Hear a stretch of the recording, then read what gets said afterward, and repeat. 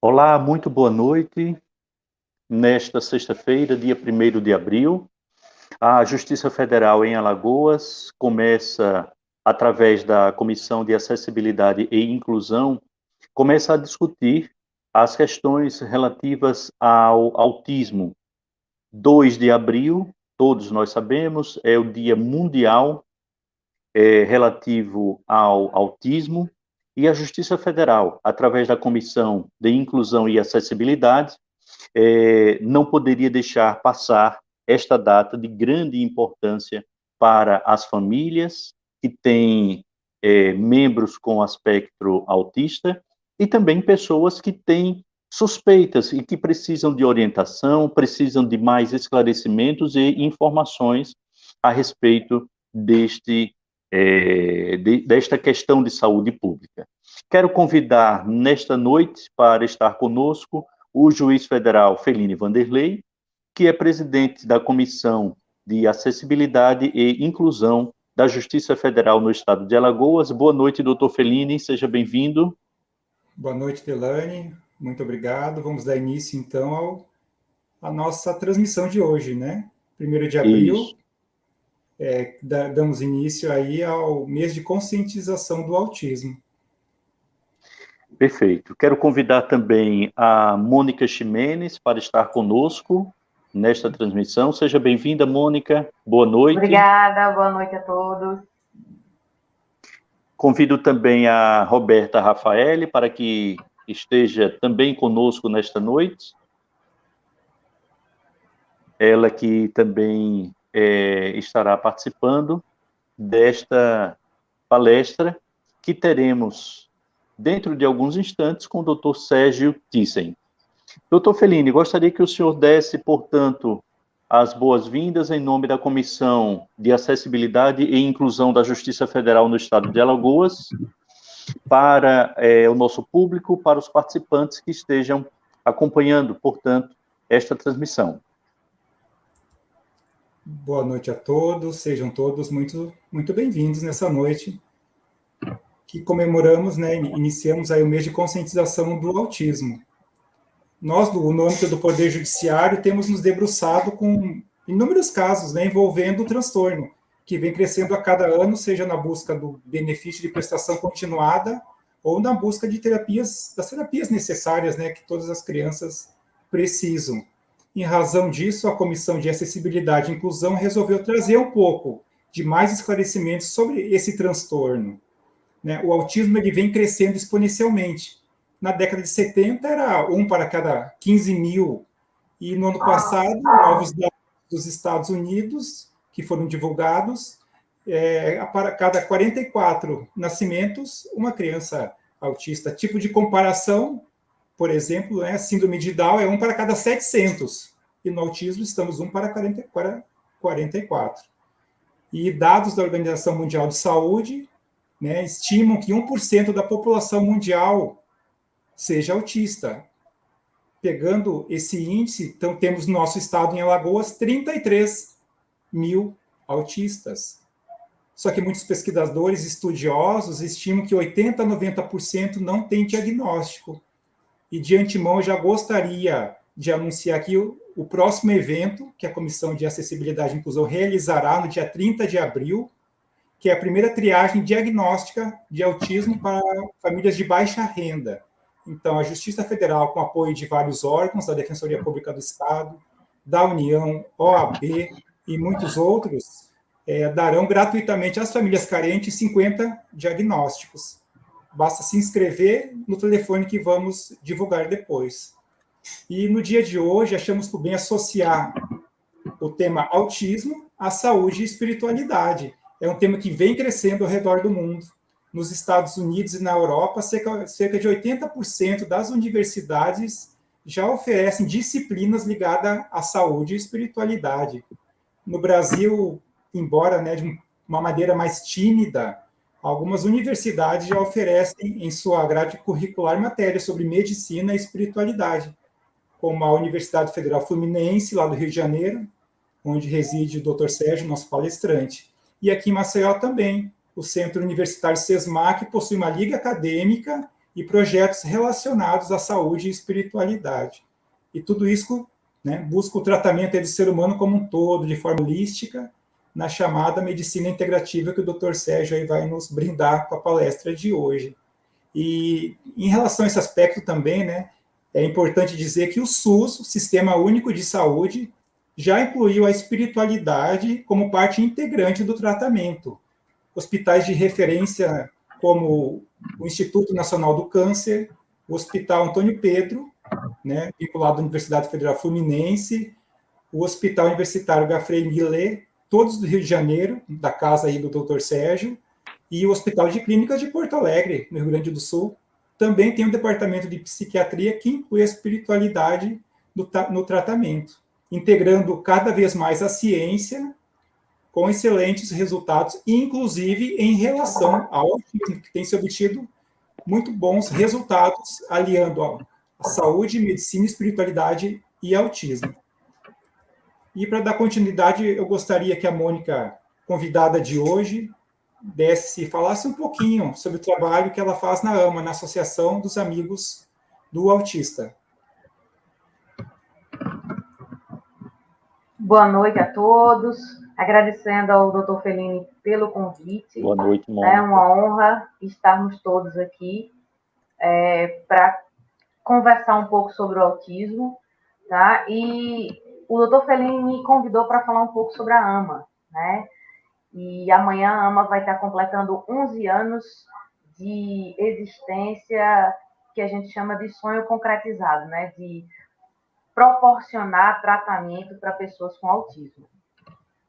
Então, a AMA funciona lá na Mangabeiras, é uma associação sem fins lucrativos, né, criada por pais de crianças com autismo. Na época, só existiam crianças, mas depois de 11 anos, essas crianças cresceram, né, e elas se tornaram adolescentes, se tornaram jovens e continuam com autismo.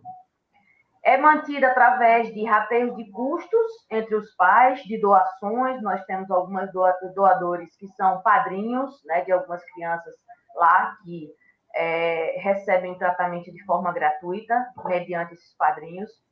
E a AMA possui utilidade pública municipal e estadual. A AMA tem um trabalho de acolhimento que é gratuito, tá? Então, qualquer pai, qualquer família que deseja orientações do que fazer, como conduzir o seu filho em casa, como buscar diagnóstico, como o Dr. Fellini falou, etc. Então, a gente tem esse serviço montado lá por pais, né? Os pais são voluntários nesse serviço. A AMA proporciona um atendimento interdisciplinar. Nós temos as áreas de pedagogia, terapia ocupacional, psicologia, fonoaudiologia e educação física. Desde a nossa nascente, ou seja, desde 11 anos atrás, nós já começamos com esse formato, um formato interdisciplinar, com uma equipe, né, que interage, que conversa, que discute casos e que tem uma linha, uma abordagem única, que é a abordagem comportamental. Aqui um pouquinho do histórico da AMA. A gente começou fisicamente em 2011, mas desde 2005 os pais começaram a se reunir. 2007 nós tivemos o primeiro evento, 2008, 2009 continuamos com eventos, né? E 2010, aqui em 2011 nós começamos fisicamente, alugamos uma casa e começamos, né, os trabalhos no dia 2 de abril de 2011. Aqui em 2013, nós promovemos o Congresso Brasileiro de Autismo, né, o 9º Congresso, que teve mais de 600 pessoas de todo o Brasil participando. E aqui nós continuamos, né, na nossa jornada, 2014, 2015, 2019 teve a pandemia, e nós continuamos aí trabalhando até chegarmos agora no 2022.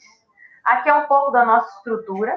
Nós temos um trabalho, uma parte da casa funciona para crianças e outra para adolescentes. Aí é uma das estruturas de adolescentes. Aqui é a estrutura de crianças. Aqui é a nossa estrutura, nosso pátio externo, onde tem atividades de educação física, atividades de natação. Aqui é o pátio interno das crianças. E nós também temos a confecção de materiais de atividades adaptadas, né? Nós confeccionamos módulos em parceria com o IFAL, tá? Então, nós temos essa parceria de trabalho de extensão do IFAL, que parou um pouquinho durante a pandemia, mas agora deve voltar. E temos aqui, para chamar vocês, né, para a nossa caminhada amanhã, que nós vamos fazer na Praia da Pajuçara, saindo de frente dali do Palato da praia, né? Tem a barraquinha da Palagano Sports. Nós vamos nos encontrar lá. Às 8h30 nós estaremos fazendo a caminhada de lá até a feirinha. Depois nós vamos fazer roda de conversa com os pais que chegarem lá para conversar conosco sobre as demandas, né? Tanto de crianças como de jovens, como de adultos, como, né? E a vida toda com essa condição do autismo. E também um bate-papo lá na sala de coworking, tá? No Park Shopping Maceió, tá? Então, lá no Park Shopping, na Cruz das Almas, eles nos cederam uma sala e nós vamos estar lá com essa movimentação, tá? Só mais uma informação, a AMA também é parceira, junto com o IFAL de aplicativos, né? Então, nós temos também esse trabalho de desenvolvimento de aplicativos que vocês podem encontrar disponíveis na Play Store. É isso, Feline. Acredito que eu consegui explicar um pouquinho sobre a AMA, né? E nós começamos com essa união de pais, que é muito importante para caminhar sozinho, como família isolada, com família com autismo, não é bom. É importante a gente estar junto para caminhar, para se apoiar, e foi nesse sentido que a AMA nasceu. Muito obrigado, Mônica. Realmente é um trabalho belíssimo e vem ajudando muitas famílias aqui em Maceió. Obrigado pelo convite e esperamos, numa próxima vez, contar com a sua presença também. Agora eu gostaria de convidar o Dr. Sérgio. Seja muito bem-vindo, Dr. Sérgio. O Dr. Sérgio é médico cardiologista do Instituto Nacional de Cardiologia, especialista em cardiologia pela Universidade Federal do Rio Grande do Sul, professor de medicina, coordenador e responsável por cursos de extensão universitária no Instituto Nacional de Cardiologia de Laranjeiras e no Hospital Geral de Ipanema. É físico pela Universidade Federal do Rio de Janeiro, especialista em física da matéria condensada, Solid State Physics, magnetismo e supercondutividade. Já proferiu palestras em mais de 34 países sobre medicina e espiritualidade. Muito boa noite, Dr. Sérgio, seja muito bem-vindo. Boa noite, Feline. Boa noite, Mônica. Boa noite, Gilmara. Todos os amigos que estão conosco hoje, queria agradecer esse convite amável para nós participarmos, então, desse esforço de todos vocês de conscientização sobre o autismo e já observando o trabalho da AMA, né? Já também assim com tantas providências a favor dos pacientes, das pessoas, crianças e jovens dentro do espectro do autismo. Que possa ser uma noite proveitosa e que nós então possamos ver alguns aspectos, não é, Feline, sobre uma questão tão séria, tão desafiadora, tão ampla, tão universal como é o transtorno do espectro do autismo. Eu agradeço, Mônica, muito obrigado e até uma próxima vez. E agora o Dr. Sérgio vai proferir sua palestra. Vamos colocar aqui a apresentação e fique à vontade, Dr. Sérgio, para fazê-la. E ao final eu volto para que respondamos algumas perguntas. Está muito bem, Feline. Mais uma vez, muito obrigado.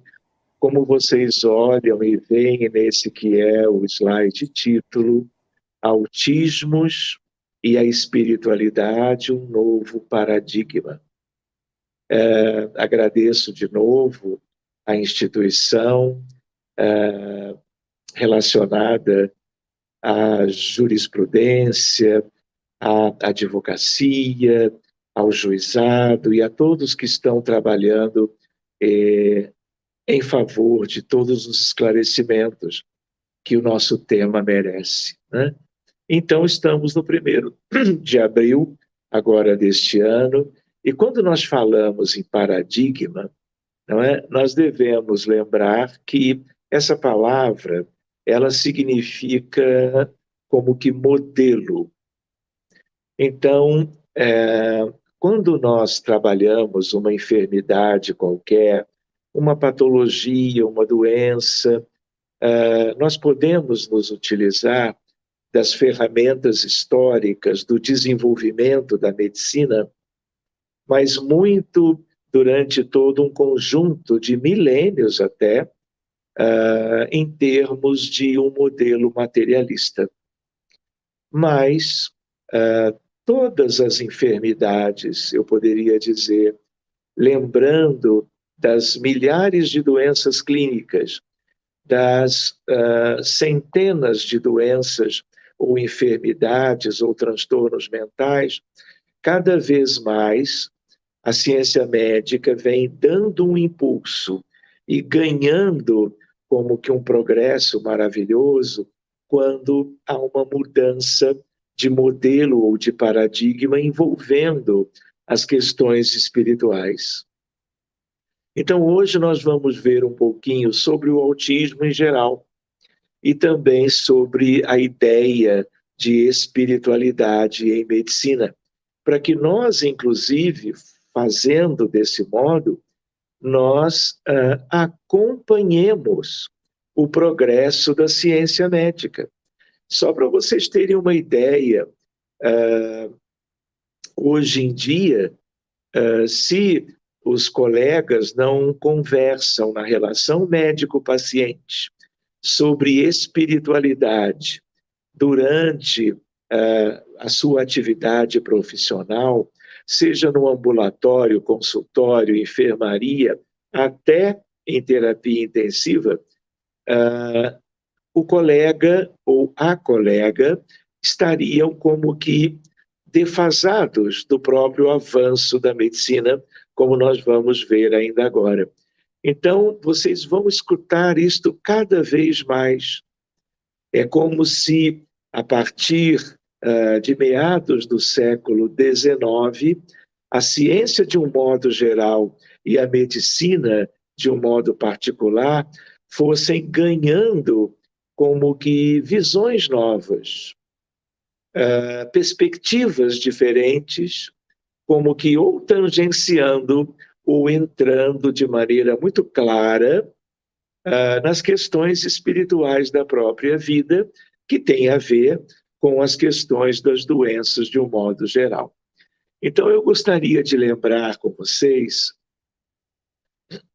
que quando nós falamos em medicina, de um modo geral, nós estamos nos referindo à medicina ocidental, medicina acadêmica, medicina, vamos dizer assim, dentro de uma ideia da ciência moderna. Mas, na verdade, são muitas as medicinas. Mas quando nós pensamos nela em si, a primeira ideia é lembrarmos que a história da medicina, ela é de aproximadamente 5.000 anos. E isso praticamente nos diz que a história dela se confunde com a história da humanidade naquilo que é história escrita, revelada, documentada, daquilo que nós chamamos humanidade na Terra. É claro que a história da humanidade, ela é muito mais antiga, mas muito mais. Mas, por sua vez, o que nós temos de história registrada, desde os nossos ancestrais, desde as pinturas rupestres nas cavernas, nós já podemos encontrar referências com imagens de terapeutas ao lado de imagens de pacientes, sugerindo algo que nos acompanha já há bastante tempo, a evolução da ciência, que é a medicina. Então, a outra ideia para nós é lembrarmos que existem doenças físicas e doenças mentais, doenças clínicas e transtornos psiquiátricos, de tal maneira que é uma divisão natural que nós fazemos quando vamos estudando as muitas possibilidades, milhares de problemas médicos no planeta Terra, que é o lugar que nós conhecemos. Então, cada vez mais, tudo que diga respeito a doenças e doentes está sendo melhor examinado, melhor estudado. Outra lembrança para nós é a ideia de que existem, em toda essa longa história multimilenar, nós temos doenças antigas e doenças novas. Diabetes mellitus é um exemplo de enfermidade muito antiga, como também o próprio câncer, as neoplasias. Algumas delas também foram introduzidas já há milênios atrás.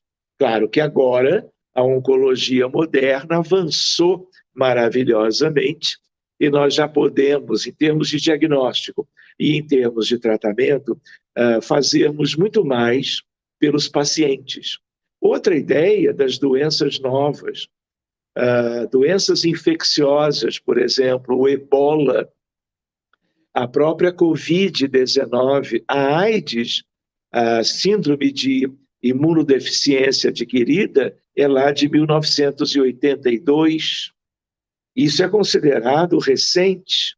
São 3 exemplos de doenças virais. Alzheimer é uma questão tão importante no mundo e há 30 anos atrás, praticamente nós não ouvíamos falar nesta demência das mais comuns que nós temos acontecendo na realidade humana. Então, isso é para nós nos situarmos.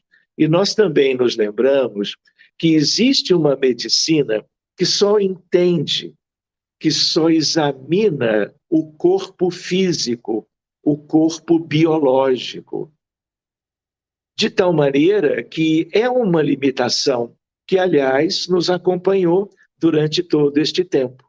E, em geral, é curioso que, mesmo nas doenças mentais, existem aspectos no corpo físico, de tal maneira que não existe depressão sem diminuição dos neurotransmissores.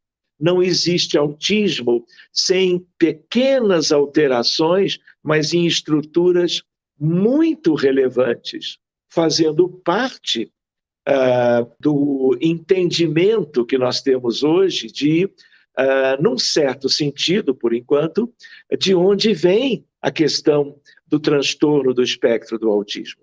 Até algum tempo atrás, quando nós fazíamos ressonância nuclear magnética na cabecinha das nossas crianças e jovens com autismo, nós não encontrávamos nada de diferente.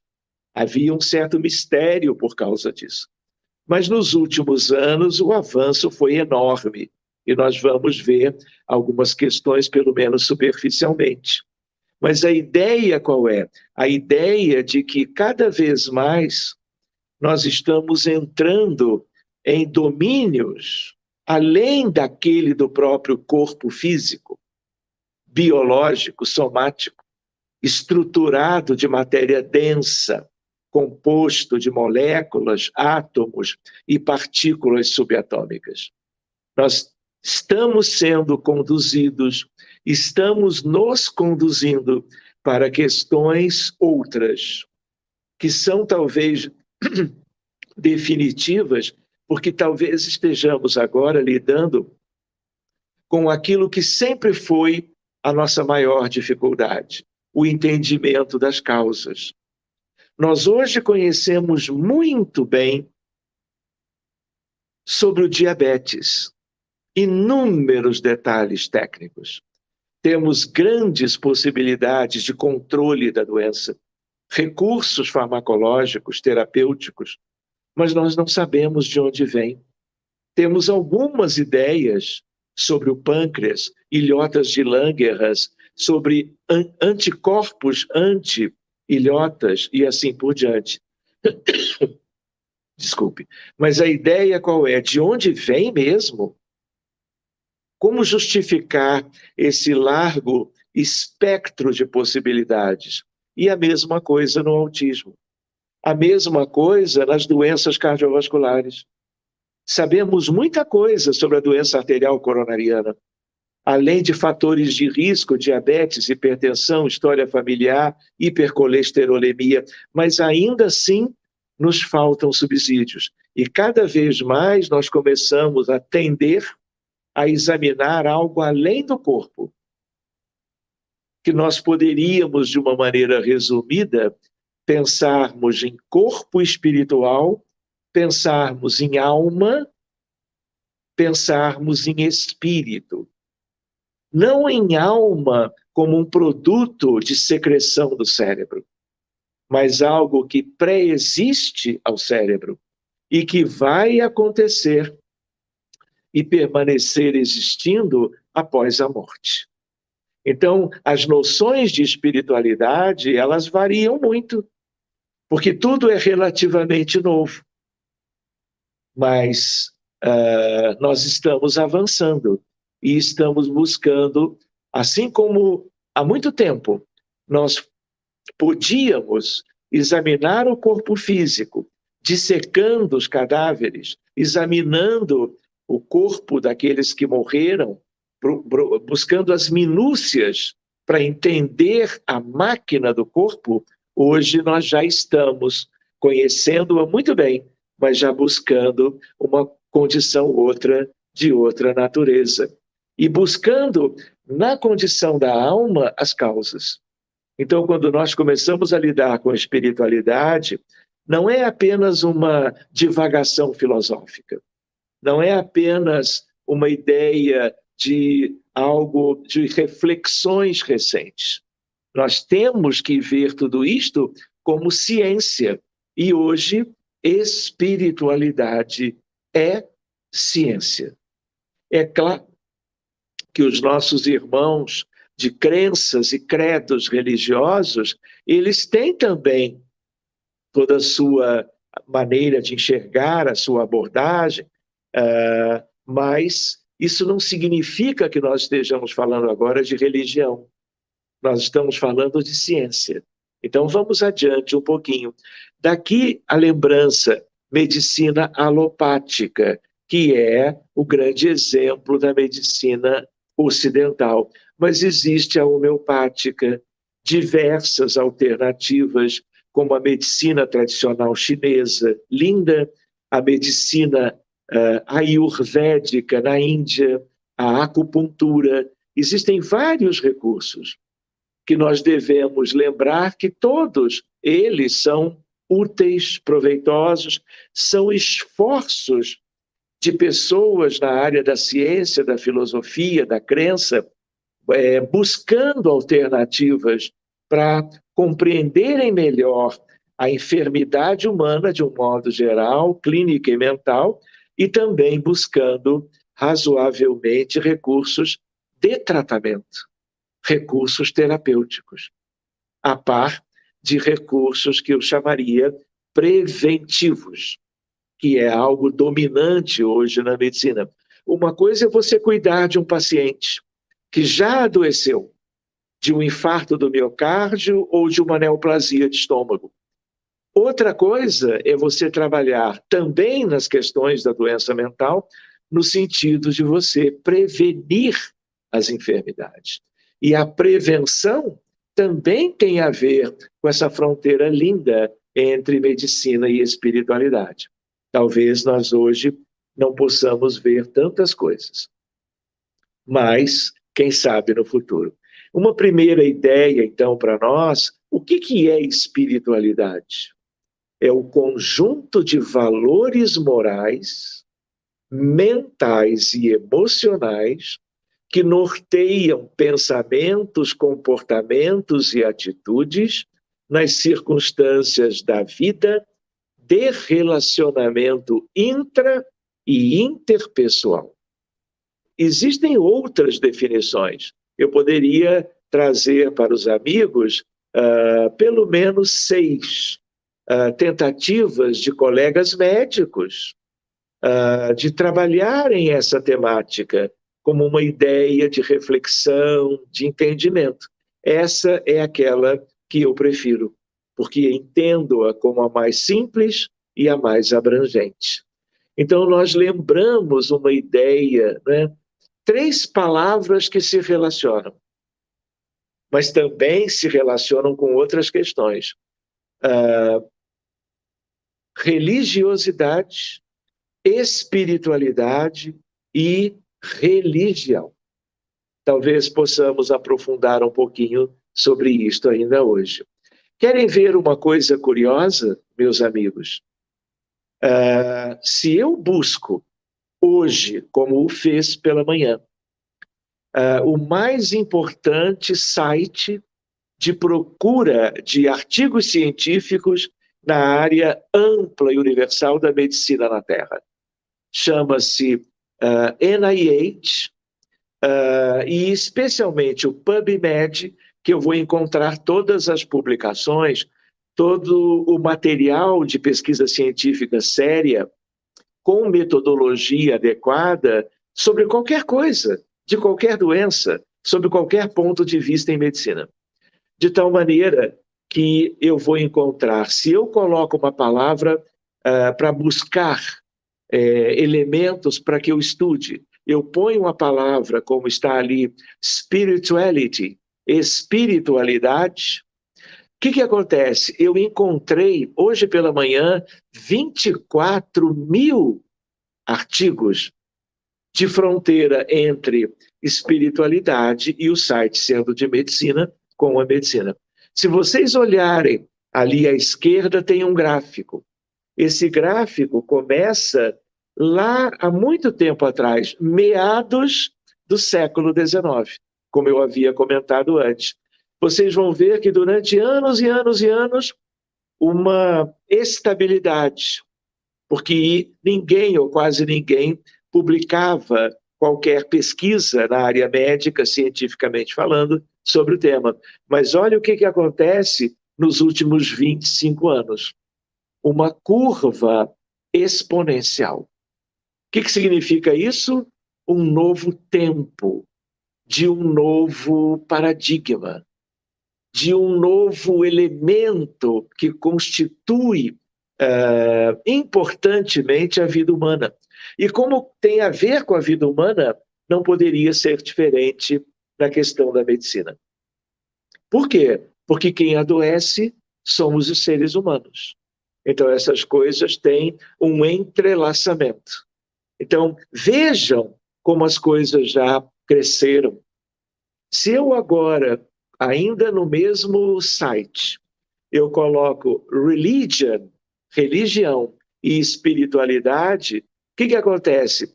12.700 artigos. Eu passaria a vida inteira estudando. Por isso que eu vou usando outras palavras-chave no sentido de reduzir o número e direcionar melhor para aquilo que eu quero me deter e estudar. Reparem o que aconteceu no gráfico. Ele vem estável, de repente acontece uma montanha de publicações que denotam o quê? O interesse da ciência médica para as questões espirituais. Lembrando que aqui a palavra religião, no sentido das religiões monoteístas, as 3, o islamismo, o judaísmo e o cristianismo, estão, não é, conhecidas como elas religiões, fora as outras que são politeístas. São muitas crenças e credos e religiões. E a ideia que nós poderíamos examinar num outro momento, a importância do culto de uma religião qualquer, no sentido de prevenção de doenças e no sentido de um coadjuvante, um auxiliar nos processos de cura, incluindo o câncer. Vamos adiante, então. Essa figura é uma figura interessante para nós seguirmos as nossas reflexões. Durante muito tempo, ciência e religião estiveram separadas. Na verdade, durante séculos, antes estavam reunidas, até que aconteceram questões históricas que nós não vamos considerar agora. Mas há uma tendência linda da humanidade de unir a ciência e a fé, a medicina com a espiritualidade. Vocês estão olhando, eu tenho diversos registros, trouxe apenas este, de colegas num centro cirúrgico, preparando-se para a cirurgia a seguir. Só para vocês terem uma ideia, eu tenho colega cirurgião cardiovascular, cirurgião cardíaco, que é a cirurgia de maior risco de vida para o paciente, de altíssima complexidade, como são as neurocirurgias, especialmente aquelas mais complexas. E esse colega, por exemplo, ele não inicia uma cirurgia sem convidar toda a equipe cirúrgica, atendentes, instrumentadoras, primeiro auxiliar, segundo auxiliar, anestesista, fazem uma prece com o paciente ainda acordado, antes da indução da anestesia, rogando a Deus e a espiritualidade pelo êxito da cirurgia. E quando eu estou junto, porque o paciente é meu, eu oro junto. E cada um ali tem uma crença. É muito bonito de ver essa nova etapa que está crescendo e que será dominante no futuro. Só para vocês terem uma ideia, eu não vou me deter, porque eu gostaria de entrar logo na questão do autismo, uma das melhores revistas médicas do mundo. Esta é americana, Annals of Internal Medicine. Olha o nome do estudo. A eficácia da cura à distância. Uma revisão da literatura. A melhor revista de medicina na Terra, The New England Journal of Medicine. Deus à beira do leito. Reparem onde nós estamos. Que coisa linda. Então, quem está à margem das questões de espiritualidade com a medicina está defasado cientificamente. Ou seja, essa não é uma sugestão de trabalho e de estudo para aqueles que têm como que um viés, uma tendência de ligação com as questões de espiritualidade. Essa é uma característica da medicina atual. A mesma revista dizendo, devem os médicos prescrever atividades religiosas? Isso é uma discussão linda pelos mais preparados, estudiosos, colegas da clínica médica e de diversas áreas. Reparem, essa é uma revista inglesa, também entre as 3 melhores do mundo. Olhem o nome da pesquisa: Religião, Espiritualidade e Medicina. E aqui nós estamos em 1999, há 23 anos, que isso vem crescendo e se transformando, vamos dizer assim, num interesse geral. Mas, claro, ainda de grande parte dos pesquisadores e colegas médicos, mas ainda não de todos, como será no futuro. Então, nós estávamos comentando sobre paradigmas, sobre modelos, e a ideia de que há um que é histórico e multimilenar, mas ainda é muito prevalente, é o paradigma, o modelo materialista, cartesiano, mecanicista. Mas qual é a grande mudança? O paradigma espiritualista, religiosidade e espiritualidade. E só essa expressão é um mundo de estudo e de trabalho, de pesquisa e de dedicação. Por outro lado, uma expressão que talvez quase ninguém aqui tenha ouvido falar, psiconeuroimunoendocrinologia, que é isto? Integração entre a alma, entre o psiquismo, entre a mente humana, o pensamento, o sentimento e a vontade, com a neurologia, a imunologia e a especialidade que estuda as glândulas do corpo. Por quê? Uma ideia de integração. E, por último, portanto, uma ideia linda para nós: mente, corpo, espírito e matéria. É um novo paradigma. A relação entre o que nós pensamos e os órgãos, tecidos e células do organismo físico. Portanto, espírito ou alma, mente com a relação com a matéria. Só esse slide, só esses conteúdos, em poucas palavras, são como que temática para nós nos debruçarmos, aprofundando um pouco mais no futuro, qualquer um de nós. Então, a ideia, né, uma coisa é a ressonância nuclear magnética, como esta pequena imagem. Ainda uma ressonância sem contraste, uma ressonância sem também o aspecto que é o aspecto funcional, mas que nos dá uma ideia de anatomia, de constituição biológica, física do cérebro. Mas nós não podemos deixar de lembrar que o avanço vai além hoje. Por isso eu posso falar muito bem com os amigos sobre alma, sobre espírito, sobre corpo espiritual e outras coisas que falaremos ainda hoje e que têm a ver com isto. Então, quando eu penso em doença mental, eu me recordo de Philippe Pinel, por exemplo, como Charcot, como tantos outros. E aqui está Pinel, libertando os doentes mentais com esquizofrenia, dependência química e vários outros diagnósticos em Paris, que eram acorrentados, prisioneiros fisicamente, permanecendo nas ruas da França, da Europa.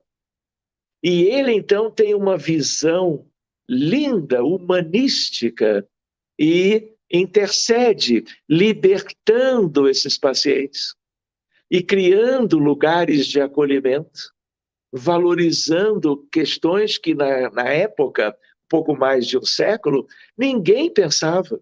E vejam de lá para cá quanto avanço. Quem é um grande pioneiro? Não o único, um grande pioneiro, Philippe Pinel, trazendo como que o prenúncio de um novo paradigma, em que, independente de religiosidade, espiritualidade, mente e corpo, a questão humana, a questão da fraternidade, a questão do amor fraterno pelos pacientes, a responsabilidade do terapeuta em relação a muito além de drogas, fármacos, medicamentos, fazendo com que o mundo viva esse paradigma novo, onde se pode trabalhar questões outras, bem diferentes do que vinha acontecendo até então. Reparem, vou apenas resumir, desde 2008, nós estamos tentando levar uma semente, que é uma semente que envolve espiritualidade e transtornos mentais. A primeira vez que eu fui fazer algo fora do Brasil foi em Beijing, na China. Por quê? Porque era o 5º Congresso Mundial de Psicoterapia, 2008, Beijing. E essa foto é minha. Era uma parte do grupo na cerimônia de abertura e alguém ali estava fazendo uma determinada explanação dos objetivos. Pois bem, reparem, nesse evento eu fui levando uma pesquisa, resultado do trabalho de grupo envolvendo médicos, doutoras e pessoas com uma sensibilidade muito grande. E aí eu coloquei uma imagem do Rio de Janeiro, está lá no fundo. E a ideia, qual é o título do que nós levamos? Spiritual Approach of Mental Diseases. Abordagem espiritual das doenças mentais. Beijing, 2008. Muito tempo depois, eu estive também antes em outros lugares, Madrid, 2014, mas aqui foi em Lisboa, antes da pandemia, 2019, agosto. Só que agora, Congresso Mundial de Psiquiatria. É o mais alto fórum da psiquiatria no planeta Terra. Estávamos ali 6.000 profissionais na área da saúde mental de praticamente todos os países, debatendo, discutindo, apresentando seus resultados, aproveitando para estudar os resultados dos colegas, de tal maneira que ali fomos levando um determinado trabalho relacionado a mundo espiritual e os problemas de esquizofrenia, de autismo e outras questões da psiquiatria moderna. Ainda em 2019, aqui no Rio de Janeiro, o primeiro Congresso Internacional sobre Autismo. Tanto do ponto de vista científico, foram mais de 1.100 congressistas de vários países e de vários, claro, estados do Brasil, aqui mesmo num hotel na Barra da Tijuca, e um primeiro encontro internacional de associações familiares e cuidadores de autistas. Pois bem, um projeto no sentido de levantar questões. Reparem que aqueles amigos que nos convidaram sugeriram que eu falasse sobre o amor. Amor, o terapeuta. O que é isto? Que amor é este? É o amor de mãe, de pai, de avós, pelos pacientes com autismo, dos terapeutas, da multidisciplinaridade que as crianças e jovens com autismo necessitam dentro do amplo contexto da assistência a eles, elas. A ideia, portanto, lá em junho de 2019 foi o meu tema, ele está na internet, se vocês quiserem, acredito que esteja no próprio YouTube. Assim como eu, vários colegas falaram de questões parecidas, só para que vocês sintam como as coisas estão. Aqui, o convite, a aceitação, para que eu fosse a uma cidade muito longe do Rio de Janeiro, para falar sobre influência de espíritos em crianças dentro do espectro do autismo. Envolvimento de questões de vidas passadas. Sabem onde? Jerusalém. Bem mesmo um pouco antes da pandemia chegar. Dezembro de 2019. O mais alto fórum, que é a Associação Mundial de Psiquiatria, formou um congresso só de espiritualidade e transtorno mental. E ali nós éramos 400 colegas de pelo menos 50 países, aprendendo uns com os outros. E aí nós fomos levar uma respectiva semente, que tinha a ver com uma experiência nossa e de um grupo de trabalho já de muitas décadas. Esse é o slide título do que eu fui apresentar lá. A influência de espíritos em pacientes com espectro do autismo. E como lidar com isto a benefício dos pacientes. Mostrando o quê? Não teoria. Mostrando como são os nossos casos quando eles nos chegam e depois dos recursos espirituais colocados a serviço da melhora clínica deles, delas, os registros de como eles, então, vão apresentar as suas mudanças em graus variáveis. Então, isto que parece algo meio que até do outro mundo, não é deste mundo. É a nossa psiquiatria moderna, é a nossa medicina. Portanto, espiritualidade é algo, uma palavra só, mas que tem uma abrangência muito grande. Até sobre isto nós poderíamos comentar. Veja uma outra questão psiquiátrica também. Terminando o ano de 2019, no 12 de dezembro, eu voltei de Jerusalém e logo depois eu fui para Nova York para falar na ONU, Organização das Nações Unidas, sobre depressão e suicídio, uma visão espiritualista e médica. Vejam só. Por que eu trago isto desta forma? Para que nós tenhamos ideia e até um pouquinho de informação sobre possibilidades que estão aí. E aí nós falamos para todo um conjunto de funcionários da ONU e de pessoas que foram convidadas por estes e conversamos. Era para ser um encontro de 1 hora, acabou sendo um encontro de 2h30. De tal maneira que aí, então, eu voltei para o Rio de Janeiro e a pandemia, logo a seguir, nos impediu de muitas coisas.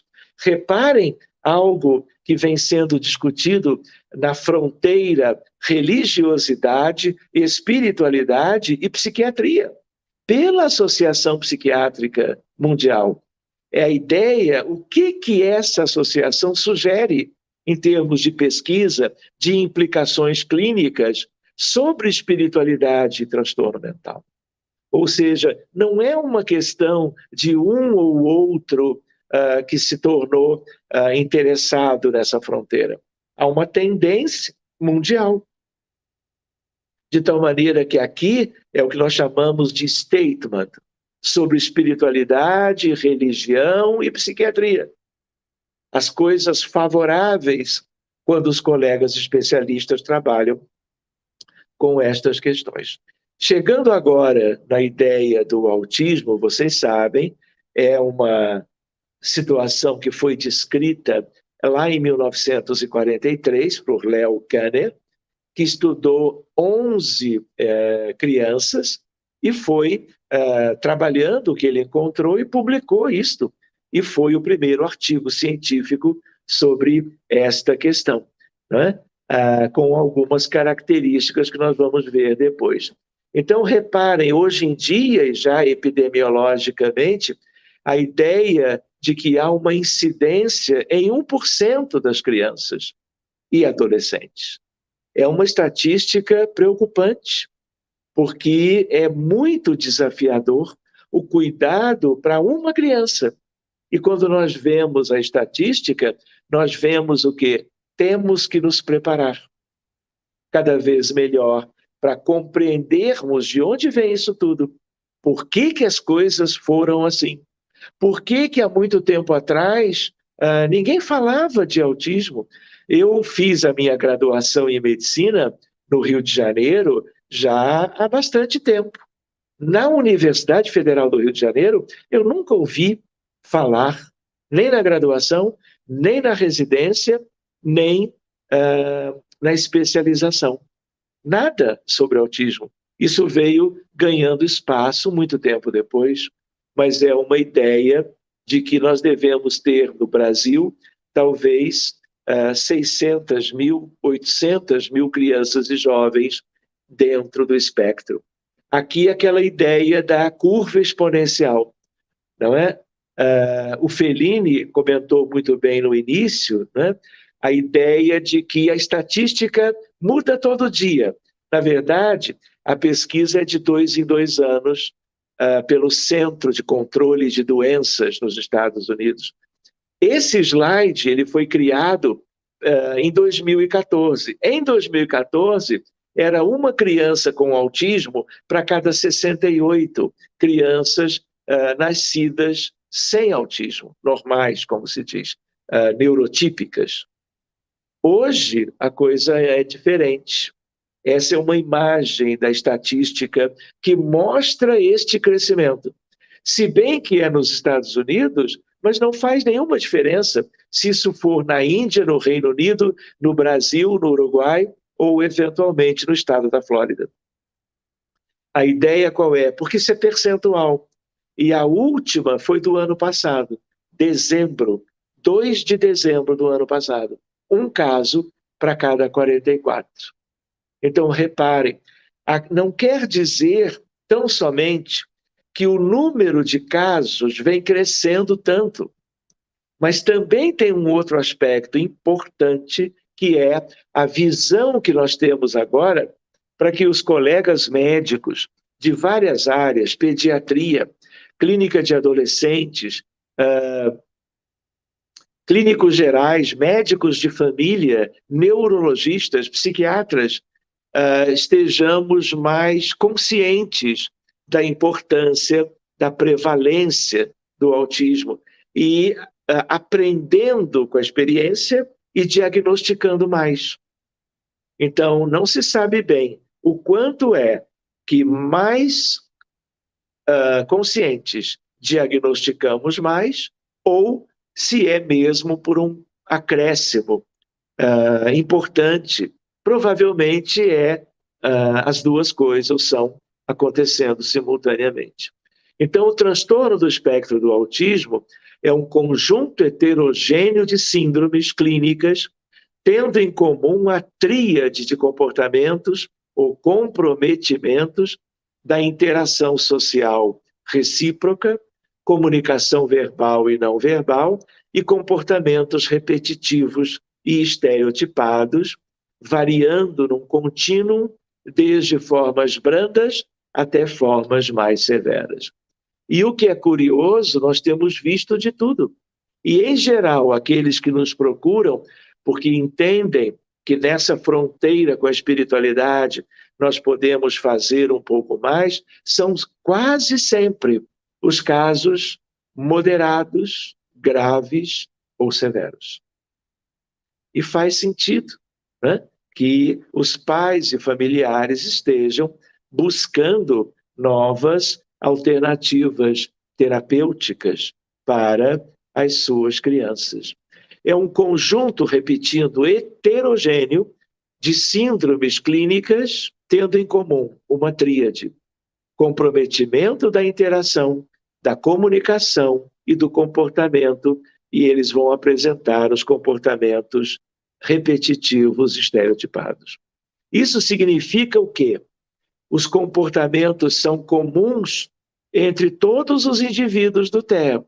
O que muda é a intensidade das manifestações e a gravidade do acometimento. Por isso a ideia de espectro. Outra questão que vale a pena, antes da questão da espiritualidade, a questão do humanismo e da humanização geral para a medicina. Geral, né? E cada vez mais necessário, cada vez mais distante de uma realidade onde a humanização ainda é um projeto, um sonho para o futuro. Então, vale a pena a lembrança, não é? Uma pessoa com um transtorno mental qualquer é, antes de tudo, uma pessoa, e não um transtorno. Um ser humano. Sendo assim, passamos a entender que dentro desse indivíduo com o transtorno qual for, existe uma pessoa que deseja, que sente, que entende, que ouve, que cheira, que gosta e que desgosta. Eu diria, uma alma, um espírito. E a nossa medicina precisa fazer essas mudanças. Nós não podemos viver a estagnação dentro do paradigma mecanicista ou cartesiano ou materialista. Seguindo adiante, atualmente o autismo é visto como um problema de saúde pública no Brasil e em qualquer lugar do mundo. Nós temos que valorizar o SUS. Nós reconhecemos, em primeiro lugar, as dificuldades para diagnóstico, as dificuldades em relação a políticas públicas. Nós temos que avançar muito em relação a isto, até porque é muito dispendioso para a família a multidisciplinaridade em relação a tudo que se deve buscar para as nossas crianças e jovens. Por isto também que nós temos que valorizar outras abordagens que possam mudar para melhor, num intervalo mais curto de tempo, o sofrimento das crianças e dos pacientes. De tal maneira que a estatística sugere 1% das crianças. Isso é um mundo a quem nós devemos a humanização, os recursos de todos os elementos das áreas da saúde e todo o amor possível quando estivermos lidando com as suas dificuldades. Então, naquele que é o chamado DSM-5, o TEA é uma condição geral para um grupo de desordens complexas do desenvolvimento do cérebro, antes, durante ou logo após o nascimento. Esses distúrbios se caracterizam pela dificuldade na comunicação social e os tais comportamentos repetitivos. A última atualização é de 2013. Daqui a pouco, ano que vem, completamos uma década. Mas tudo isto é ainda atualíssimo, o que está nessa que é como uma bíblia da psiquiatria, um manual para as doenças mentais, a psiquiatria de um modo geral. Outra ideia é nós nos lembrarmos sobre o autismo, ou no plural, essas dificuldades podem existir desde o nascimento e serem óbvias para todos, mas podem ser mais sutis e tornarem-se mais visíveis ao longo do desenvolvimento da criança. Em geral, com 2, 3 anos de idade, os familiares vão notando algumas diferenças, por exemplo, em relação a outros dos seus filhos ou a outras crianças que convivam. E tendem, claro, a buscar ajuda para o melhor diagnóstico. Vale a pena nós nos lembrarmos... Só um instantinho.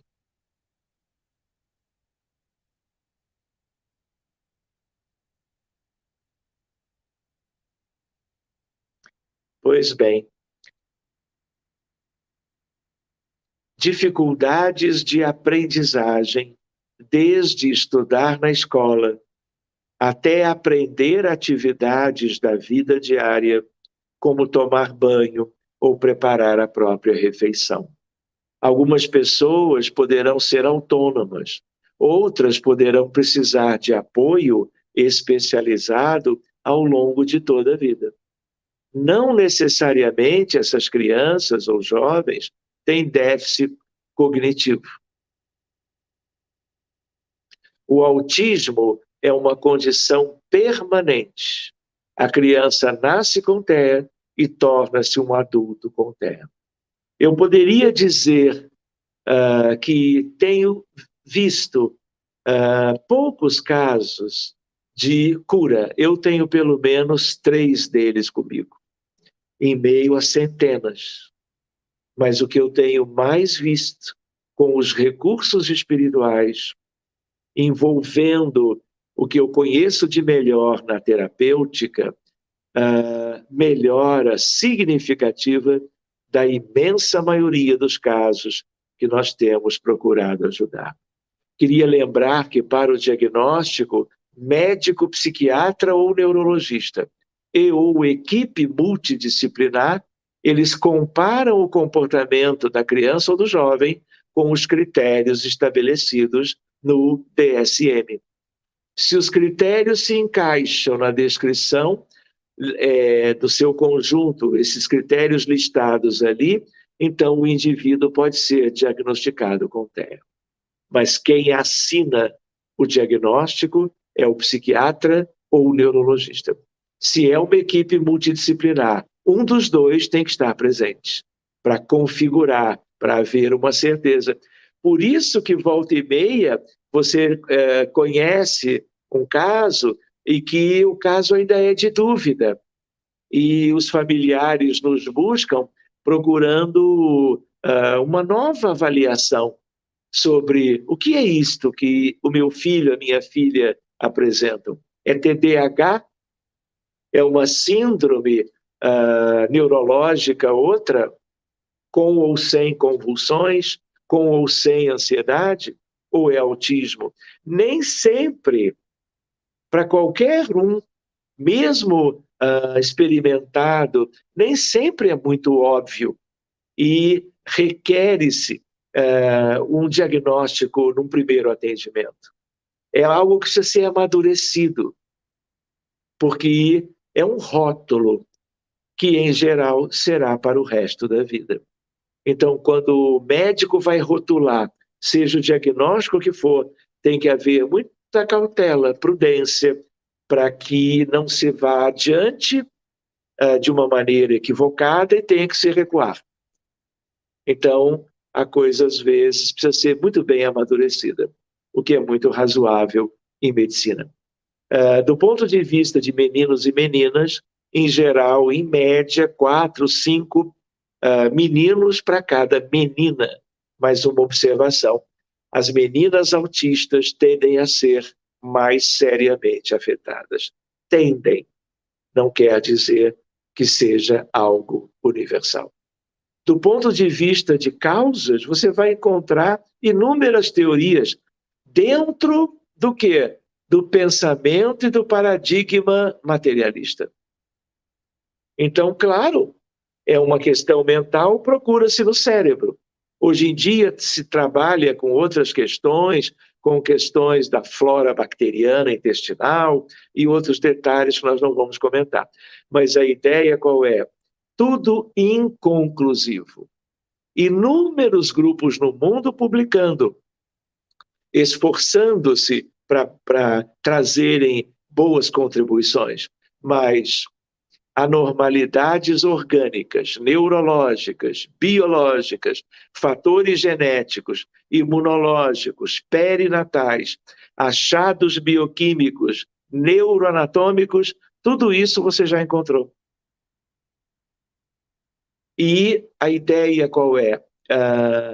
Nós ainda não temos as melhores definições.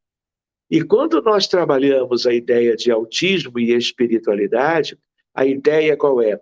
A ideia é de que tudo que se veja no corpo,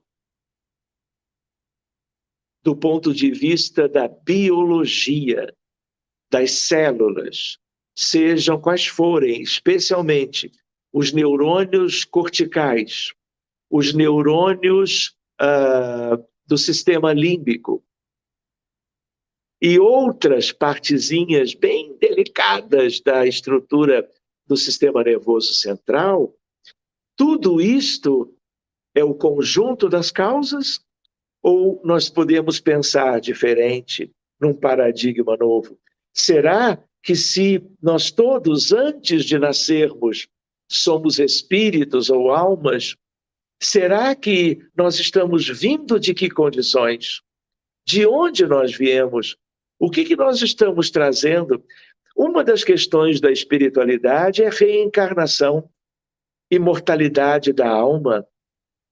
Será que nós hoje temos a personalidade atual, sendo doentes ou sadios de quaisquer problemas médicos, mas nós, na verdade, já viemos trazendo questões que trouxemos pendentes, e quando unimos a nossa alma antiga com o corpo novo, a nível embrionário e fetal, gerados pelos nossos pais, será que nós não implantamos, trazendo do ontem, do pretérito, as questões que nós não soubemos resolver, e isso adoece as várias estruturas alteradas também no autismo, mas não só? Fica a reflexão. Por exemplo, aqui, a ideia das mini colunas cerebrais. Há um desarranjo nelas, de tal maneira que essa é uma das justificativas biológicas em relação à estrutura centroencefálica relacionada ao autismo. Mas isso é a causa ou isso é consequência de questões espirituais? Isso pode abrir um caminho completamente novo.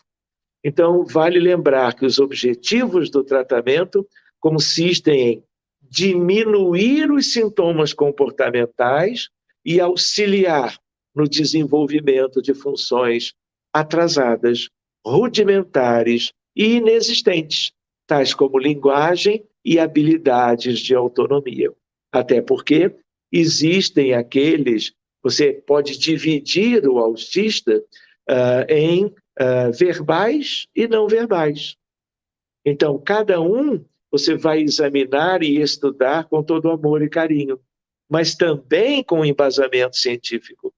E, dentro do possível, vai propor a estratégia terapêutica e, sempre que possível, no paradigma novo, envolver recursos espirituais que nós depois, talvez, possamos conversar um pouquinho.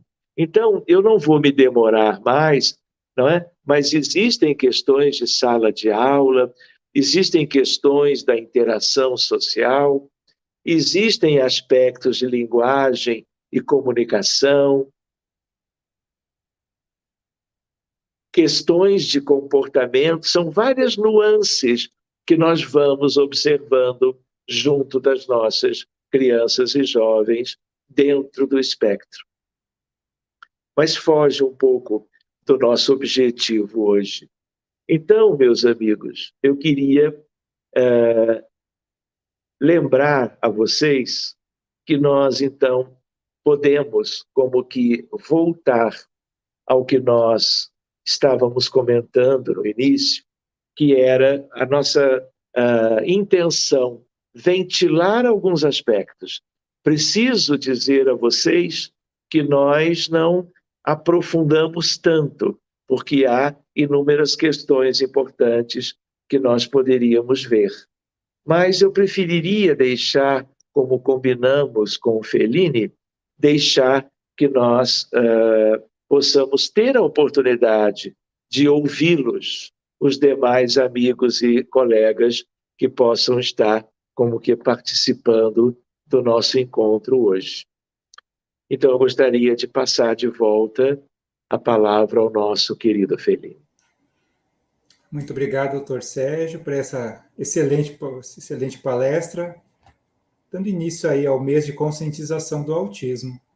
É um tema muito interessante que nos faz pensar, não é, doutor Sérgio?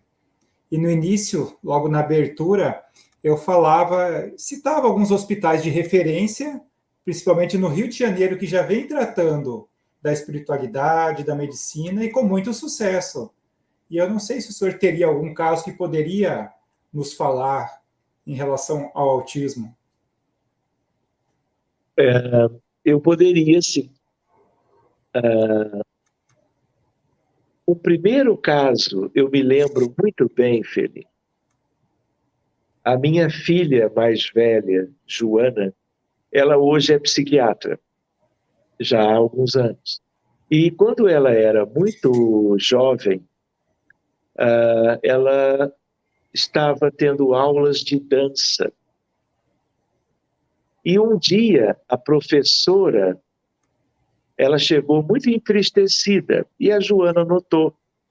E antes que a aula começasse, ela como que perguntou: tia, o que houve? E a tia conversou: olha, Joana, eu estou realmente muito preocupada e triste, porque o meu sobrinho, Carlinhos, ele foi diagnosticado de autismo há 2 anos, aos 6 anos de idade, e ele sofre muito. E nós temos buscado, vamos dizer, tudo de melhor, inclusive levando até São Paulo, que aparentemente na época tinha alguns especialistas na área, não é? E ela dizendo, olha, nada faz ele melhorar. Ele fica pelos cantos da casa, ele mal se comunica, e ele então sofre muito e nós não sabemos mais o que fazer. E a Joana, mesmo lá com os seus 10 anos de idade, ela frequentava conosco reuniões de tratamento espiritual, que eu dirigia na época. E eu, filho de pais espíritas, procurava trabalhar nessa fronteira de um determinado modo, buscando as raízes dos problemas humanos, médicos, de casos muito sérios, de várias enfermidades. E aí a Joana, com a experiência de participar conosco, ela diz: tia, o meu pai, ele tem um grupo de trabalho com colegas. Ah, tia, e eu também frequento. Você gostaria que nós levássemos o caso do Carlinhos, do seu sobrinho, para o nosso grupo atender? Na época, viu, Feline e amigos, nós estávamos dentro do Hospital Pedro Ernesto, nas terças-feiras à noite, nos reuníamos todas as semanas, só para cuidarmos à distância de casos que estavam em casa, nos hospitais, onde fossem. E aí, então, eu levei, a Joana trouxe o caso, porque a tia falou: olha, quero muito. Tudo que você, Joana, puder fazer pelo Carlinhos, eu vou agradecer muito. A única coisa que não pode, Joana, é contar para os pais, porque os pais, eu vou brincar um pouco, mas é um pouco sério, os pais são católicos estritos e eles não vão entender nós falarmos de espiritualidade. Ah, tia, não tem problema, fica entre nós. Pois bem, na primeira terça-feira a seguir, nós abrimos o caso do Carlinhos, e aí os médicos também, que trabalhavam conosco, viram uma questão do passado de guerra. E havia um sofrimento muito grande, como se a guerra, em parte, suas consequências, ainda estivessem acontecendo no mundo espiritual, onde os espíritos com dificuldades ficam como que estagnados ou retidos. E tinha havido uma devastação. Espíritos andrajosos, sofrendo, e havia um vínculo fluídico entre essas vítimas e outros que eram comandados por este, que era o Carlinhos, numa outra vida, a anterior. Eles também muito mal, porque morreram na guerra todos. O próprio Carlinhos também havia morrido, só que já tinha reencarnado. E era o Carlinhos de hoje. Enfim, cuidamos de todos. Não vou nem dizer ao amigo um por um, porque nós utilizamos a física, criamos campos magnéticos, ideoplastia e outros recursos, tudo monitorando direitinho o antes e o depois, numa espécie de um socorro da nossa equipe para o outro lado da vida. Porque ele era um contexto de muita carência e de muito sofrimento. Muito bem, fizemos o que nos cabia. Havia um outro contexto, eu vou comentar já que você perguntou. O Carlinhos, por ele ter errado num outro contexto, espíritos que tinham sido também, num outro contexto, prejudicados por ele, formaram um grupo e tinham uma liderança. E essa liderança é o que nós chamamos por aí de espíritos cobrando uma dívida kármica. São também chamados espíritos obsessores. E aí, dentro de uma estratégia de trabalho, nós trouxemos o líder. E ele se manifesta numa médium médica muito competente, preparada, estudiosa dessa fronteira ao meu lado. E aí eu interajo com ele, acolhendo-o para um diálogo fraterno. E aí falamos de tudo. E também do quanto ele poderia ser mais feliz, o quanto tudo isso já pertenceu ao passado, o quanto nós éramos convidados por Deus a olharmos para o futuro, não é? Nos engajando melhor no processo evolutivo, para que sejamos felizes. Jesus não falava sobre o reino de Deus e a sua justiça? Jesus não falou tantas vezes na vigilância e na oração, no perdoar as ofensas? Não falou tantas vezes no amai ao próximo como eu vos amei, amai ao próximo como a si mesmo, no alto amor, mas o amor por todos os outros? Ele foi refletindo, eu fiz uma oração a Jesus, impondo a mãozinha para que ele sentisse como que um bálsamo dos amigos espirituais. Ele foi mudando, e eu ainda fiz mais uma coisa. Eu mostrei para ele a vida que ele teria quando reencarnasse no Brasil. Quando ele olhou a família, a alegria, ele não disse mais nada. Eu quero ir aonde você me levar. E aí a espiritualidade, amiga e benfeitora, é quem conduz. E aí todos eles foram levados, porque todos presenciaram aquele diálogo. E o recurso não era para um líder. Nós buscamos o líder para que todos se beneficiassem. E dito e feito. Pois bem, Feline, no dia seguinte, a Joana recebe um telefonema. Quem era? A tia. E aí a tia disse assim: Joana, o que vocês fizeram? E aí a Joana, sem saber o que tinha acontecido, nada não, tia. Nós só rezamos. E aí a tia disse: puxa, mas que reza essa? Por quê, tia? Olha, o Carlinhos acordou hoje que os pais não sabem o que dizer. Ele é outra pessoa. Você olha agora nos olhos e você enxerga alguém. Antes ele tinha um olhar perdido. Ah, é, tia? Que bom. Então tá, tia, eu vou falar para o meu pai, dê notícias. Enfim, depois nós soubemos alguns detalhes a mais. Curiosamente, os colegas médicos que cuidaram dele antes nunca souberam explicar o que aconteceu. Até alguns passaram a duvidar. Será que foi autismo mesmo? O problema que ele apresentava? Os pais também nunca souberam, porque não poderiam, naquela altura, lidar com informações sem a melhor condição para tal.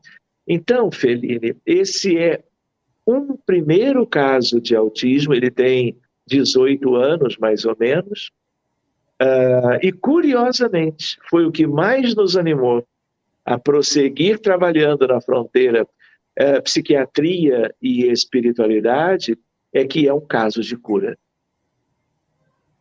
Doutor Sérgio, pois não. Poderia nos contar há quantos anos o senhor faz um trabalho como esse, associando a medicina à espiritualidade, e tem uma ideia, mais ou menos, de quantos casos o senhor já atendeu de crianças do espectro autista? Feline, veja só, Feline e amigos.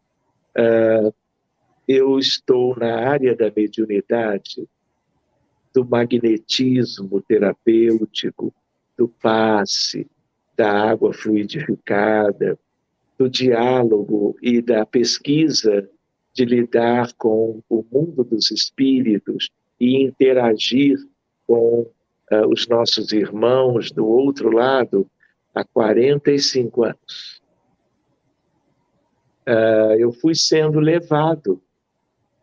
Eu, olhando de longe, hoje eu noto, né, que Deus me deu, não é, a oportunidade de nascer num lar filho de pais que conheciam muito bem as questões espirituais, a quem, portanto, eu devo muito. E fui como médico, trabalhando nessa fronteira, né, mediunismo, mediunidade, espiritualidade e a ciência médica, a quem eu procurei me dedicar muito no sentido de estudo sério. Quando eu fui estudar física, eu não fui estudar física querendo ser físico. Eu sou, mas eu queria apenas estudar a natureza por causa do mundo espiritual e das relações entre o mundo espiritual e o mundo físico, de um modo sério. E a ciência mãe é a física. É quando você pode estudar a natureza numa linguagem precisa, que é a linguagem matemática. Então, agora, o primeiro caso tem 18 anos de autismo. E a partir dali eu fui naqueles tais países que eu fui visitando, nas cidadezinhas do Brasil, nas capitais dos estados, eu fui procurando partilhar a experiência com essa semente, com espiritualistas, colegas e médicos, né? De tal maneira que foram aumentando, primeiro por causa daquele aumento do número de casos, aumento exponencial. Segundo, o crescimento, o aprimoramento da visão, no sentido de que espiritualidade é importante. E tinha lá um doutor que gostava de falar e mostrava a experiência de um grupo sobre essa fronteira. E aí os casos hoje chegam todos os dias. Eu, às vezes, até falo, eu sou cardiologista e clínico geral, mas nos últimos anos eu venho estudando psiquiatria e participando de congressos mundiais de psiquiatria para levar a tal semente, né? Nunca pensei nisso, nunca imaginei nada em relação a essa experiência. De novo eu vejo, o mundo foi mostrando essa questão, e nós fomos como que nos adaptando e procurando ajudar nesse ambiente de trabalho, né? Então, talvez eu pudesse te dizer que, quem sabe, eu não tenho a estatística direitinho, mas eu imagino 150, 200 casos. Muitos deles, inclusive, eu já esqueci, eu já deixei de lado, e outros estão chegando hoje, ontem, e assim por diante. De tal maneira que eu diria, preparemos-nos, espiritualistas, espíritas, colegas médicos, enfim, todos aqueles que possam somar, contribuir para que as pessoas possam ter o melhor.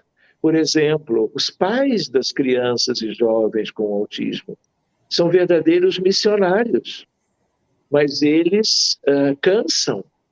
Entende? É um desgaste, um esforço muito grande.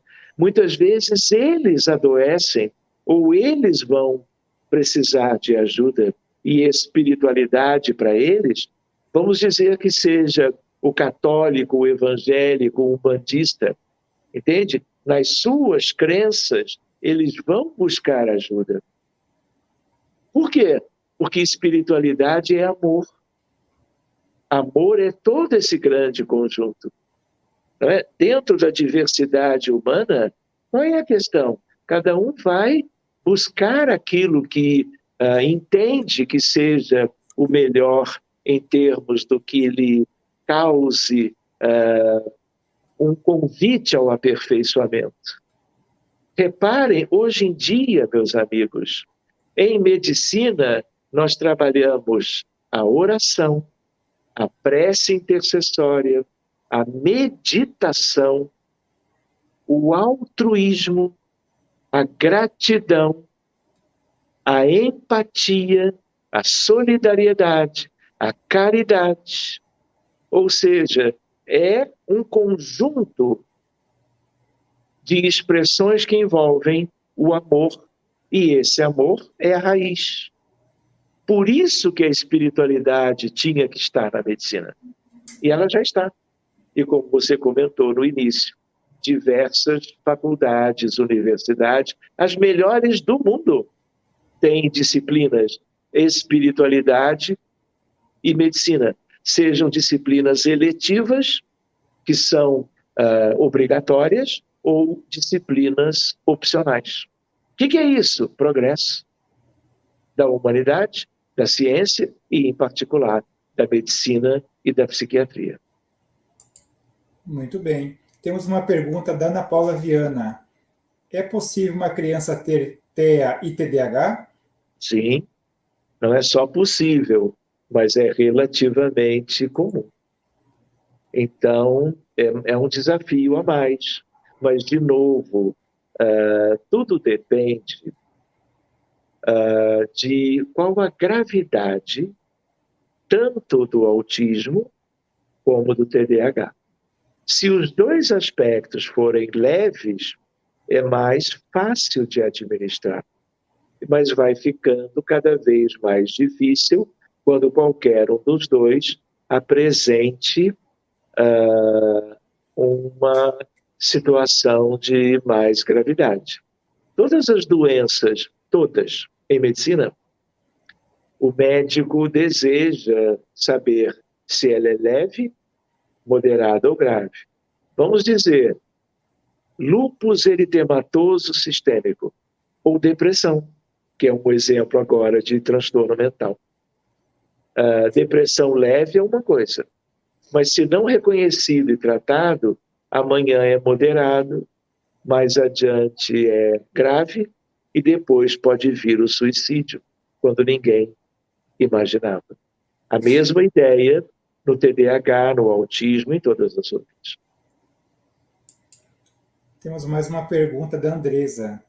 Com que idade pode ser diagnosticado com segurança uma criança autista? Em geral, a partir dos 2 anos, mas muitas vezes há uma suspeição pelos próprios pais que levam, por alguma razão, ao profissional de saúde, se possível, pediatra, de um modo geral, e depois vai haver uma avaliação mais especializada, né? Mas como eu comentei antes, viu, Andresa, temos que ser, ao mesmo tempo, prudentes e, ao mesmo tempo, competentes, para não deixarmos de diagnosticar um caso qualquer. Aliás, seja de autismo ou de qualquer problema médico ou de TDAH. Tarde demais. Por quê? Porque o cérebro dessas crianças ele é inflamado. O cérebro é hiperexcitado. Tem a questão das minicolunas, tem a não conectividade entre os 2 hemisférios cerebrais e pelo corpo caloso. Ou seja, é um cérebro diferente. E quanto mais cedo a família buscar e houver competência para um esclarecimento diagnóstico cedo, eu diria, mais cedo também virão os recursos de tratamento. Todos. Mas eu diria que o mais importante é buscarmos a questão espiritual. Por quê? Porque todas as outras questões, elas são secundárias, porque são efeito.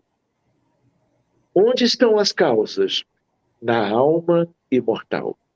E se as causas estão no espírito ou na alma, com aspectos no mundo espiritual, se nós queremos uma evolução, uma mudança desse status quo, nós temos que acompanhar a mudança de paradigma, estudarmos essas feições da espiritualidade e buscarmos logo reverter as causas. Daí a importância da espiritualidade, da reunião mediúnica séria, voltada para o benefício em que não são apenas os trabalhadores das reuniões consagradas a isto, mas há toda uma cobertura de espíritos elevados, médicos, terapeutas que já encarnaram aqui conosco e agora, porque não retornaram, não reencarnaram numa nova experiência, eles estão ajudando no além-túmulo.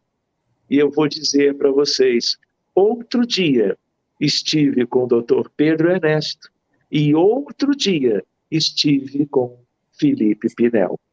Então, o mesmo Pinel que fez a libertação do ponto de vista material, essa abordagem traz uma libertação definitiva, que não é uma libertação do corpo, é uma libertação quanto às causas, é uma libertação da alma, do espírito, e aí então ela é definitiva.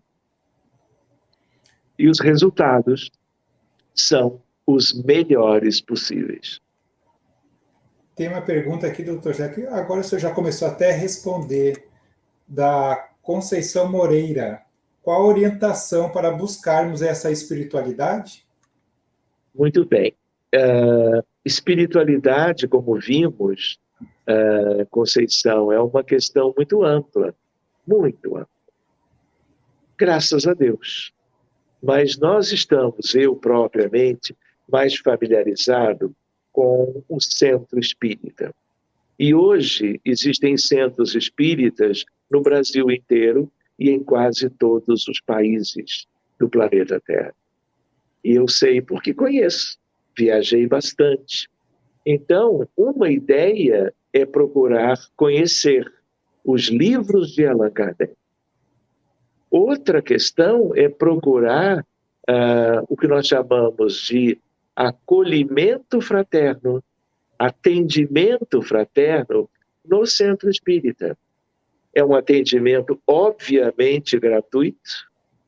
Alguém com relativo preparo vai escutar aquilo que o familiar vai trazer, né, para o devido, como que, orientação para o recurso melhor, né? Mas muitos médicos, inclusive psiquiatras ou de outras áreas, trabalham nessa área. De tal maneira que, na dúvida, quem desejar, não é? O Fellini tem os meus contatos e, pelo menos pelo WhatsApp, para uma sugestão, uma orientação, dependendo da cidade onde a pessoa resida, enfim, estamos à disposição para ajudar também. E uma última pergunta, doutor Sérgio, porque a gente sabe que o senhor tem muito trabalho amanhã. Pergunta da Maria do Socorro. Na mediunidade, como são trabalhadas as desorganizações dentro do espectro? Excelente pergunta, Socorro. Por quê? Porque todas as manifestações clínicas, comportamentais, e as outras questões, né, da interação, tanto quanto a questão das estereotipias, dos movimentos repetitivos, lembrando que existem crianças que têm retardo mental, outras que não, tem a síndrome de Asperger, que é praticamente uma questão à parte, não é? Com um quadro clínico completamente diferente, chegando à vida adulta com muita facilidade. Enfim, a ideia qual é? A ideia é de que o importante é lembrar que cada criança é um espírito. Cada criança tem uma longa história de muitas vidas sucessivas, reencarnações. Doença, transtorno, enfermidade, moléstia, efeito, todas elas. Então quer dizer que o câncer de estômago, ou de mama, ou de próstata, ou de pulmão, é algo que tem a ver com o passado? Quando eu respondi ao Fellini que estamos aí nessa seara, nessa abordagem há tanto tempo, é porque é tão nítido o resultado que nós estamos acompanhando ao longo desses anos, que nada nos motiva tanto que não continuarmos nesta tarefa, por causa exatamente dos bons resultados. Então, o que acontece? Tudo isto é consequência. Então, ao mesmo tempo que nós lidamos com uma criança com autismo severo, que são os que mais nos buscam, o centro espírita, também nos chegam uma pessoa, uma mulher de 55 anos que tentou suicídio 3 vezes, levada pelo esposo ou pela irmã. Qual é a realidade? Nós abrimos na reunião mediúnica e encontramos uma história. Muitas vezes, várias histórias de vidas sucessivas, de ações equivocadas, de vidas ou momentos ou períodos de vidas em que aquele que é o doentinho de hoje fez algo contrariando as leis de Deus. E a lei, uma delas é de causa e efeito, ação e reação. Lei de responsabilidade pessoal. E aí o que acontece? Se eu ajo e causo prejuízo na minha ação, em algum momento isso vai voltar. Tanto quanto se eu fizer o bem. Não é? A semeadura é livre, mas a colheita é obrigatória. Então nós usamos o recurso para cuidarmos do que houve, que ficou pendente, com todo o amor, toda a compreensão, toda a amorosidade dos espíritos benfeitores que estão supervisionando esse trabalho. No que aqueles contextos são modificados para melhor, e muito, definitivamente modificados, é só esperarmos. Às vezes o benefício, Socorro, vem no dia seguinte. Vejam o caso do Carlinhos. Às vezes é uma evolução melhor de uma doença incurável, de uma doença que antes requeria 4 medicamentos em dose máxima. E aí os colegas vão vendo uma melhora clínica e eles podem reduzir a medicação gradativamente ao longo dos 6 meses seguintes. O que é isso? Progresso? Benefício? Então esse é um tema muito vasto, muito lindo, por sinal, e de certa maneira nós nos lembramos de Jesus sempre, porque há 2000 anos é como se ele estivesse nos ensinando o que tanto tempo depois nós poderíamos, compreendendo melhor a realidade, fazermos com a nossa querida medicina, onde já estamos há um tempinho, talvez até desde outras vidas. Obrigado pela pergunta, viu? Doutor Sérgio, se o senhor não tivesse trabalho amanhã, eu sei que o senhor gosta de discutir, de responder todas as perguntas, mas o senhor precisa descansar também. Gostaria de agradecer por ter arrumado um espaço na sua agenda para a palestra de hoje, agradecer a todos que estiveram aqui conosco nesse evento sobre o autismo. E pediria ao senhor para deixar aí uma mensagem final aos pais dessas crianças. Muito bem. Eu fico muito honrado de poder dividir com vocês um pouco, uma parte dessa experiência de alguns anos, né? Porque sinto que quando nós, em qualquer questão médica, né? Mas aqui é algo muito especial pela complexidade, em vários sentidos, do que significa nós termos em casa uma criança dentro do espectro, no sentido de tudo que ela nos motiva, né? Tudo que isso nos faz crescer, tudo que é desafio para a convivência familiar. Então, eu fico assim muito, por um lado, não é?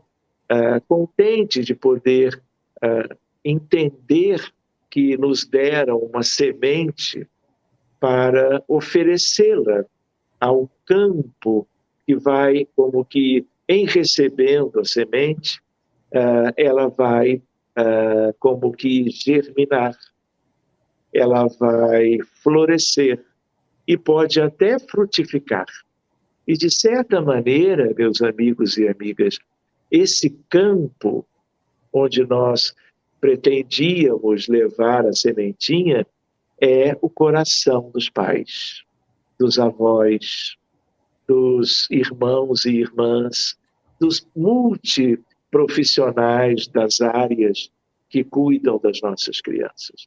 Porque é uma palavrinha de esperança, de solidariedade, é algo de sonho, de que possamos entender muito melhor isso tudo, para que no grande futuro, quando nossa evolução espiritual for devidamente alcançada, nós não tenhamos mais a Terra como um grande hospital, como ela é ainda hoje. Então, muito obrigado a todos vocês. De novo, eu coloco à disposição o nosso contato através do Fellini, e quem tiver alguma sugestão, dúvida, é só me procurar. Tá bem? E até um novo encontro. Lembrando também que existem alguns estudos através de lives que estão no YouTube, tendo em vista os temas diferentes que pessoas queridas nos convidam para divulgar, para fazer. Tá bom?